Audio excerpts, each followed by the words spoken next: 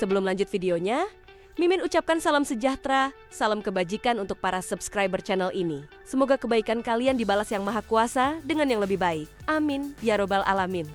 Untuk selanjutnya, langsung saja simak informasi selengkapnya berikut ini. Dalam beberapa tahun terakhir, fenomena menarik terjadi di Malaysia. Banyak anak kecil yang lebih fasih berbahasa Indonesia dibandingkan dengan bahasa Melayu setempat. Hal ini dipengaruhi oleh maraknya konsumsi media asal Indonesia dan animasi bahasa Indonesia yang memiliki struktur lebih sederhana dan kosakata lebih global, serta lebih mudah dipahami oleh anak-anak Malaysia. Ditambah lagi didominasi konten digital dari Indonesia, membuat mereka terbiasa dengan logat dan gaya bahasa yang berbeda dari bahasa Melayu yang digunakan sehari-hari di Malaysia. Tentu saja, fenomena ini menimbulkan kekhawatiran sebagian orang Malaysia. Bahkan mereka melihatnya sebagai tanda bahwa jati diri bahasa Melayu mulai tergerus. Bahasa bukan sekadar alat komunikasi mendatang, tetapi juga bagian dari identitas nasional. Jika tren ini terus berlanjut, bahasa Melayu Malaysia akan mengalami pergeseran besar dalam generasi mendatang. Indonesia dan Malaysia memang memiliki akar bahasa yang sama dan berpengaruh satu sama lain, yang sudah terjadi sejak lama. Perubahan zaman yang begitu cepat membuat Malaysia harus melakukan sesuatu agar bahasa Melayu tidak hilang di telan zaman. Kasih apa dong? Kamu anak sih? Kamu anak siapa? Apa anak babaku?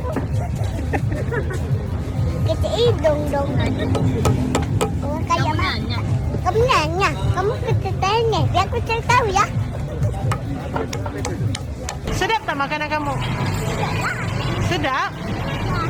Ya, satu berapa? Tiga apa? 3 rupiah. Iya, murahnya. 1 juta rupiah. Wah. Aku rasa kan mungkin dah tertukar budaya kot. Sebab kalau dekat Malaysia ni banyak budak-budaknya suka menonton YouTube. Jadi kalau aku balik kampung, aku jumpa sama anak buah ataupun sepupu aku, ni ngomongnya ikan cupang. Aku cakap lah ikan cupang apa? Rupanya ikan laga. Satu hari tu dia keluar daripada rumah nenek aku. Dia cakap, Pak polisi. Aku salah kalau kita orang selalu macam polisi je tahu. Aku cakap, mana kau belajar bahasa Indonesia ni? Lepas tu dia kata, banyak nonton Roblox.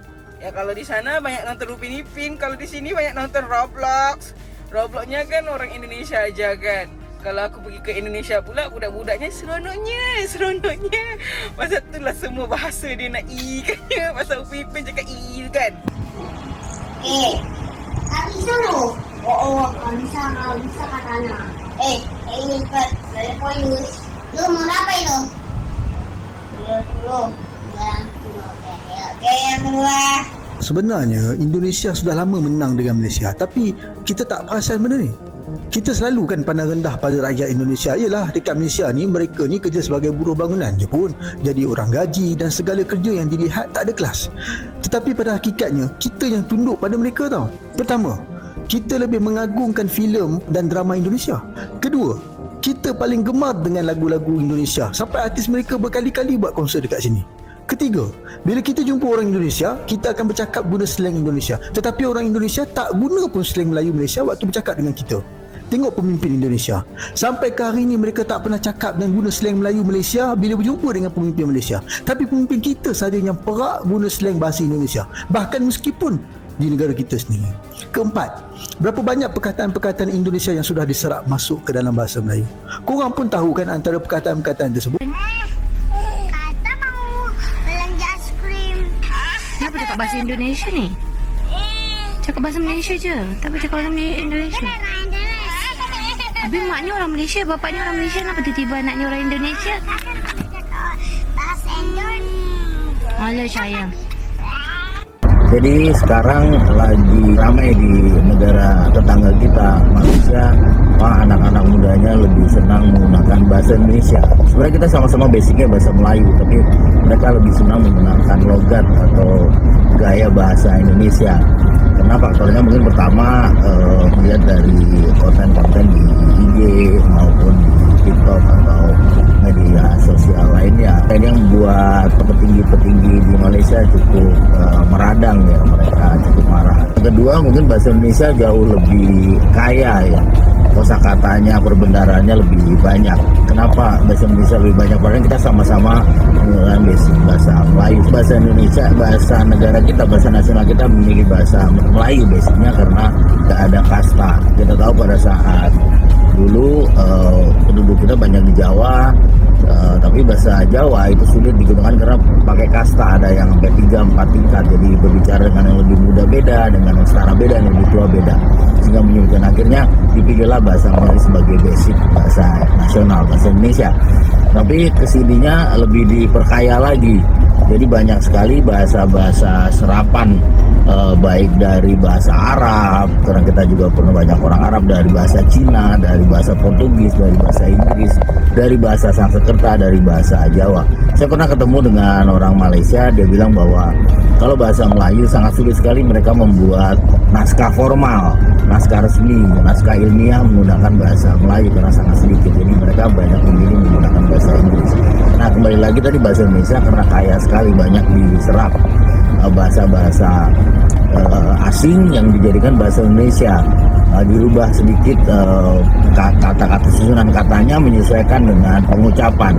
Seperti paling gampang akun menjadi A, huruf A, K, U, dan N. Kemudian konten huruf K, O, N, T, E, dan N, jadi bukan konten seperti dalam bahasa Inggris. Nah, ini tentunya memperkaya bahasa Indonesia.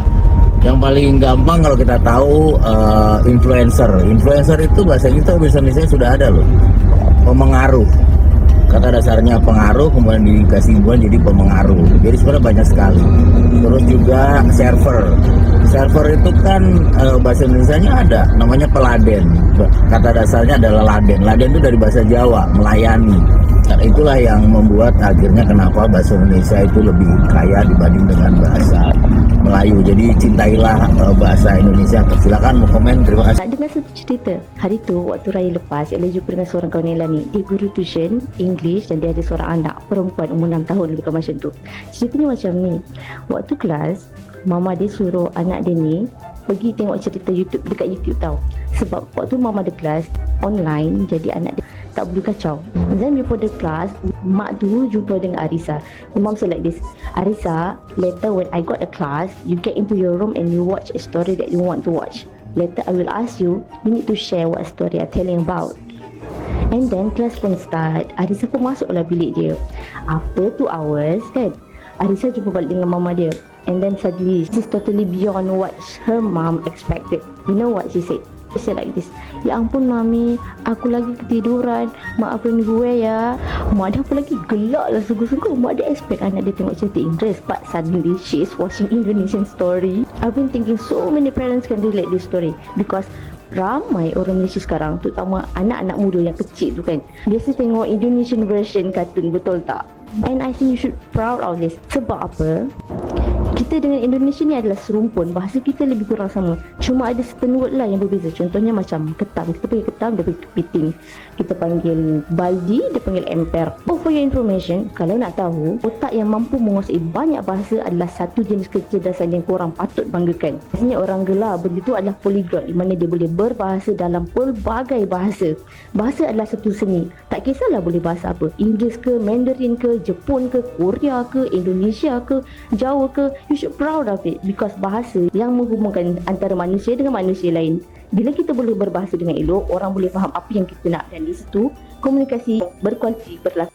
Itulah beberapa cuplikan video tentang Veporma bahasa Indonesia di Malaysia yang setidaknya telah bikin panik warga setempat. Bagaimana menurut kalian? Jika ada pendapat, silahkan sampaikan lewat kolom komentar. Terima kasih. Nah, itulah beberapa informasi tentang bahasa yang dapat kami sampaikan buat teman-teman. Semoga bermanfaat dan menambah wawasan buat kita semua. Sebelum saya mengakhiri video ini, saya mengucapkan banyak terima kasih ya kepada teman-teman yang udah mendukung channel ini. Semoga Yang Maha Kuasa membalas kebaikan teman-teman semua dengan yang lebih baik. Amin. Dan kepada teman-teman yang baru menemukan channel ini, saya ucapkan selamat datang, selamat bergabung. Semoga teman-teman betah selama menyaksikan video-video di channel ini. Nah, untuk kali ini dicukupkan sampai di sini dulu. Sampai jumpa lagi di video yang akan datang. Wassalamualaikum warahmatullahi wabarakatuh.